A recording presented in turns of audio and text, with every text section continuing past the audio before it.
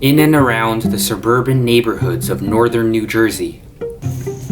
Whether hiding in the foliated grounds, visible across open lawns, or spotted scurrying across active roads, the white-tailed deer are a familiar sight for residents who share with them their extensive domain each day.